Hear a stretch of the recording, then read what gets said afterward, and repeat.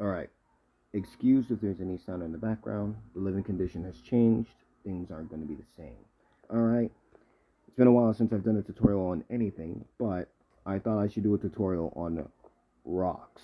Reason being is because background stuff is something I want to work on, and I might as well show what I found upon experimenting with background stuff. And one of those things being rocks. As you can imagine, the next things will probably be something like grass, water, plants, some form of variation of air, clouds, blah, blah, blah, the works, right? Maybe even another figure that moves slowly through the background that I might animate over the span of 60 frames per second. Or, sorry, not 60 frames per second, 60 frames. There we go. All right. But let's start off with rocks. So I have three variations of rocks. We have our light gray rock, our dark gray rock, and then a white gray rock, okay? The reason I made these variation of colors is because these are like the primary shades of environments, right? We have your dark underground droopy environment, your neutral environment for grass plains or shadow effect in rain, and then your white light type environments, right? Such as beaches or just anything with really bright light, right? Now, granted, this should be a little bit more gray, less white, but me, I'm going to be placing this in the white zone, or purgatory, as we call it in a part of something. Yes, I'll be working on it later. I have more time to do stuff now, because I have no life. Alright, but my favorite rock are these two, alright? Reason being is because they're very simplistic to make, and they have a couple of elements that I would like to touch up on. This is more baseline, these two are less baseline.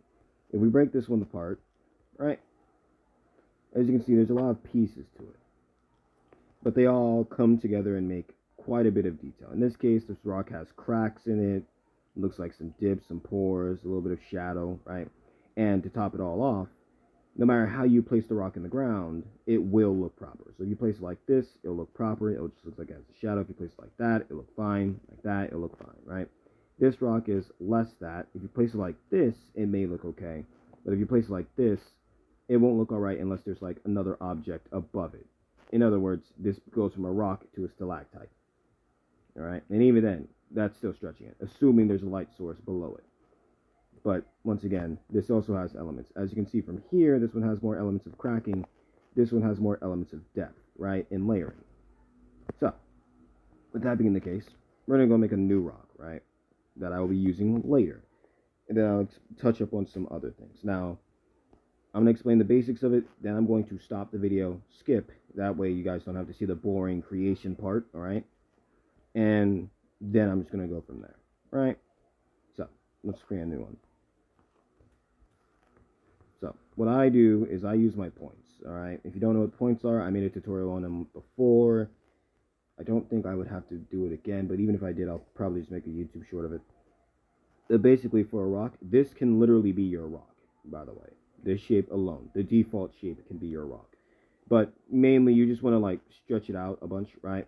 Kind of make it look like it makes sense, when in reality, you're actually just doing a bunch of bull crap that doesn't actually make sense, right? And for the sake of making it look even a somewhat bit different, we're going to add like a random spike here. Boom, right? This is our new rock. Okay? Now, believe it or not, for those who are extra creative in the mind, this has already become multiple different things. Alright? This can become a floating rock, a grounded rock, a stalactite rock. This can become so many different things based off of the type of coloring you put inside of it. Alright? Now, in our case, we're just going to make it a basic rock. Alright? We're going to use this. By the way, you only need one color. Alright, I am not kidding. You need one color unless you're adding another object within your rock, which I'll touch up on later. Alright, so for the sake of giving you a basics on how to actually make it, we're going to grab a 16 point, right, and we're going to place it here. Now, what I do is I simply line up some of the points, well, other pieces, right, to another point on the base layer of rock. That's what we'll call it. And I kind of just trace over it, right? And then I proceed to then dip around and start moving things in the shape of how I want the shadow to come up, okay? Now, the important part about making this type of object is not the actual shape, but the shape of the actual objects within it. The shape outside doesn't matter. So this layer literally does not matter. This is where all the detail comes in. This is what actually makes the rock look like a rock, right? And then we change it to the same color, right? And then from there we can either go dark or light, right? Depending on which one you go, that's what will dictate where the light is being shined upon it, all right? So let's say this is our light source, right? We'll make it white. This is our light source. That means that I would have to take this, right? Add another layer within it. For the sake of not having to trace constantly, I'm just going to do that, right? Make it slightly lighter, right? Do that. And then you can just keep repeating this process for as much light effect you want to add. Now, I haven't touched too much on lighting because it is incredibly hard to animate properly. But you can do this if you want, all right? Boom, right? Then as you go, you can just kind of keep editing it and blah, blah, blah, right? Now that I've showed you what I do usually for the rocks, I'm going to pause the video, skip a little bit for when I'm like halfway done or 75% done, and then continue from there. And there we go. See? Let me just play it for you. Boom. Rock.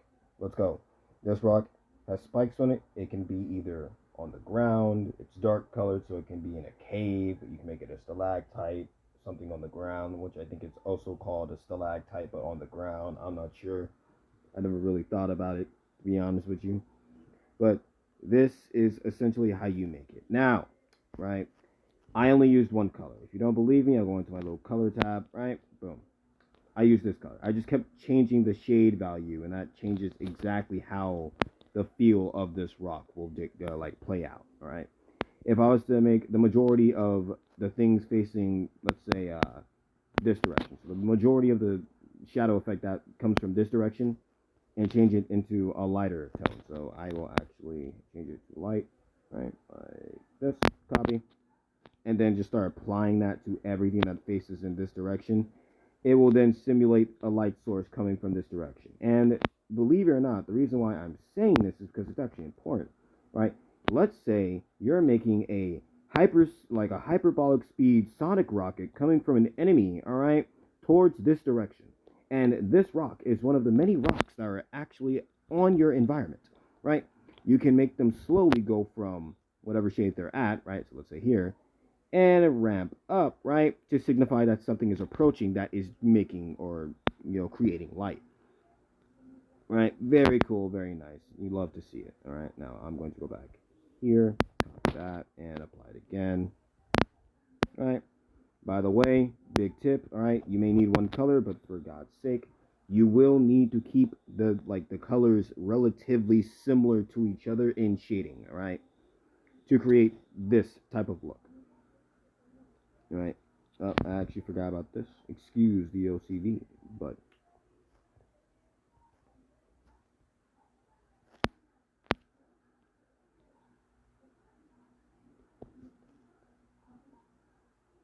that's better. All right. So yeah, that's how you generally make a rock or a detailed rock.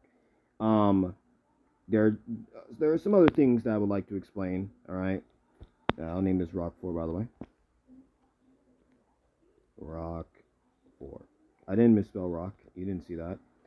But yeah, so there are generally some other things about the rocks that you would want to know. Like, for instance, how they would look if destructed.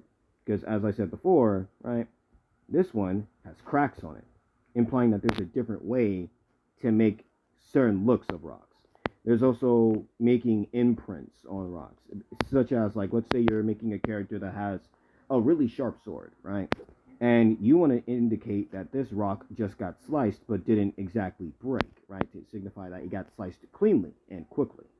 You would have to then basically do the same method of using similar colors, right?